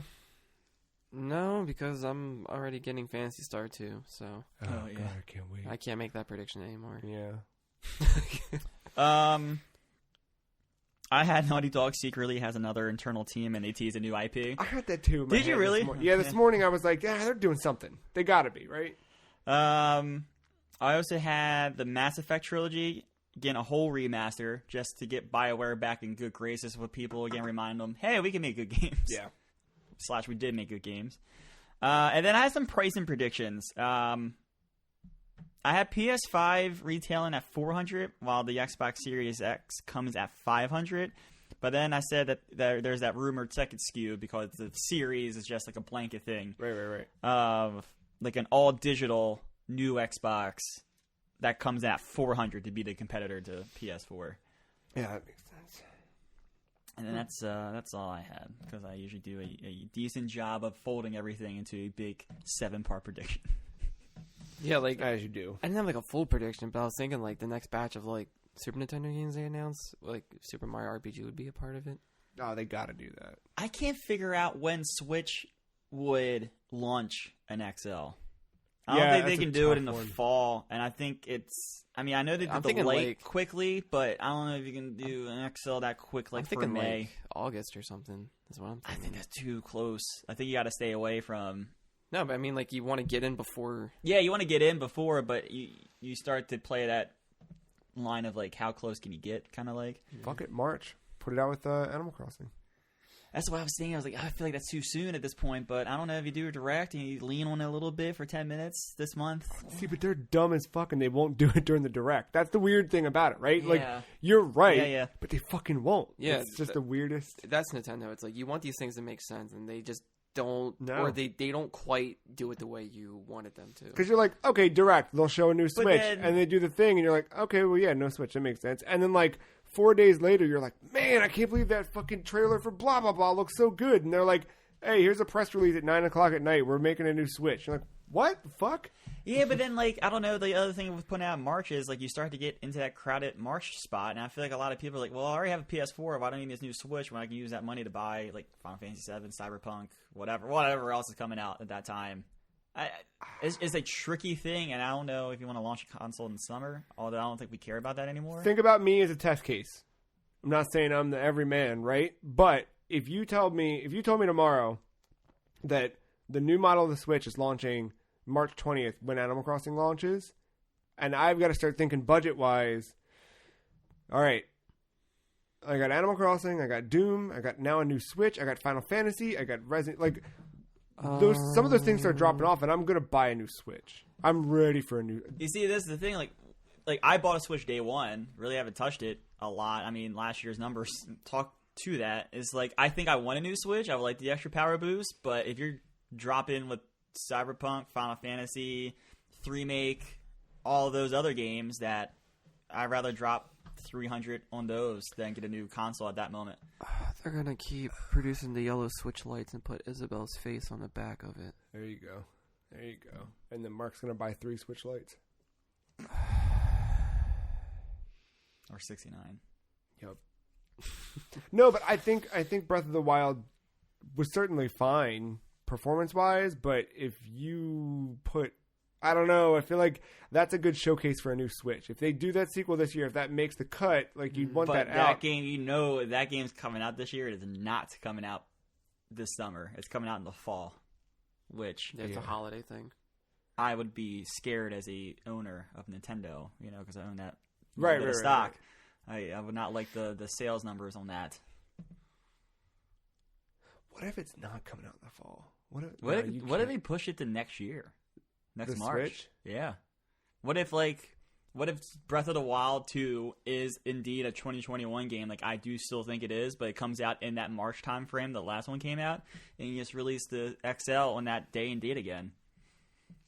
Good. You almost Wii U Breath of the Wild 2. It would make sense for bundles. For the Switch XL to get it out of that crowded time frame. Hold on. I'm going to tweet Doug Bowser real quick, see if he can answer some of this stuff, because this is good questions. Well, that was a show. This is one of the best shows of the year. Thank you for hanging out and making predictions with us. Again, if you have predictions you want to make, we will read them on the air. Send them to podcast@thefreecheese.com. That's podcast@thefreecheese.com. We'll be back in another week with another show. Until then, you can find us on GTA Online, blowing shit up and getting tattoos. We're all on Twitter. The Free Cheese is @SomeFreeCheese. Mark is @Og_mental. Matt is @MattyIce131. I am @TheFreeCheese. That's gonna do it. Am I missing anything? You guys play anything big this week? GTA? Yeah. I'm kind of like, I have all this stuff to play, but I'm in a lull. Yeah, yep. I think I might play around at PlayStation Classic once I get it to work. Yeah. I knocked out Link's Awakening last week, and I was like, all right, I checked that off the list. Let's go check Luigi off the list. And I literally opened it, and then I was like, I'd rather go fold laundry. I did that instead. So I don't don't know. Mark, got any finish up Onimusha? I reinstalled Resident Evil 7. Ooh. Didn't start it yet. Because I forgot that on New Year's I bought Beat Saber, but I didn't play a lot of it. And then did you get the Green Day edition or just just the basic? Yeah, I don't know. I keep thinking about jumping back into that, and you know what? I also played Divinity 2 for a little bit. That's weird, but I don't know. Either that, or finish, maybe jump a little more in Onimusha, or finally start The Evil Within. Old Shinji Mikami. You should start that because I want to know what that's like. That one's got my curiosity. That is it. I'm going to be watching some awesome games done quick all week long as well. That started yesterday. And that's it. So thank you, Mark. Thank you, Matt. Thank you, listener, for listening. We'll be back next week with another show. Bye.